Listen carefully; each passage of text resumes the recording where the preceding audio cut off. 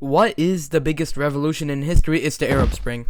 That's what we're going to get into in this video. It's 2010, and a Mr. Muhammad Bouazizi was just trying to sell some produce. Pretty innocent, right? Tell that to the local authorities. So they confiscated his stuff and said a slur against his dead dad, which is in fact undelightful. Then he burned himself alive in front of the provincial headquarters. Yikes. Anyways, this is 2010 and not 1537.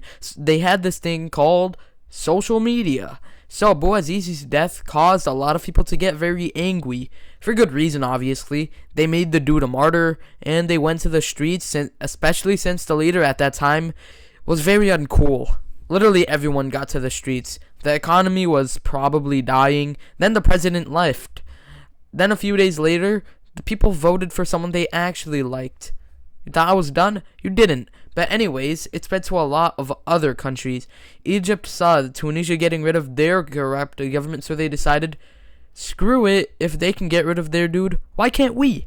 So they tried to do it. First of all, the Egyptian president was ruling for 30 years and was very authoritarian.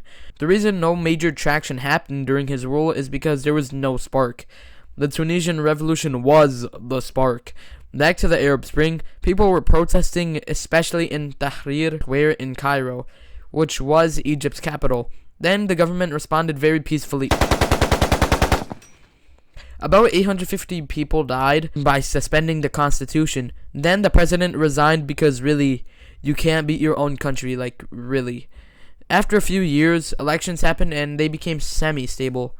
I forgot to mention we're going country by country now. Next is Libya, because Gaddafi ruled for a lot of time. People didn't like him, even though he did some really good stuff, but that's whatever. Anyways, people always hated him during his rule, but the spark was the Arab Spring, obviously, when people tried to protest, but they were, well, obliterated off the face of this planet. Silly Gaddafi. Anyways, the protests came back, and now they're angry. And the country got plunged into a civil war. In October, Gaddafi was assassinated. I'm not going to go into much depth in this because I'm going to make a full in-depth video on it next week. Next up, we got Syria, because the Baathists, and especially the Assad family, was not very liked and was very, how do I say this, authoritarian. People were bound to hate them, obviously. People would try to take Bashar al-Assad down, but failed. The spark was the Arab Spring, obviously. People started protesting lightly, but realized Egypt got their president out quickly. They decided they would follow suit. Mass protests began, and they would be suppressed. Assad and his homeboys decided that killing protesters is simply easier than giving them what they want. The police would violently attack protesters, which is pretty undelightful. Then things got very ugly when force was used on a Friday in Daraa, where police killed 4 protesters at a masjid, which is a mosque for you English-only speakers. Then protests kept popping up and were getting suppressed.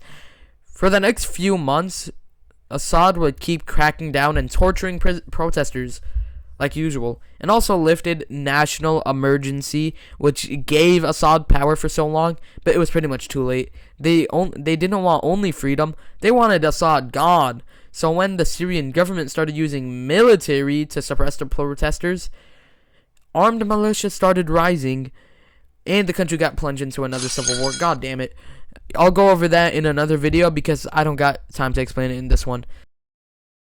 Subscribe, like, comment, correct me if I got any mistakes. Have a wonderful and prosperous day.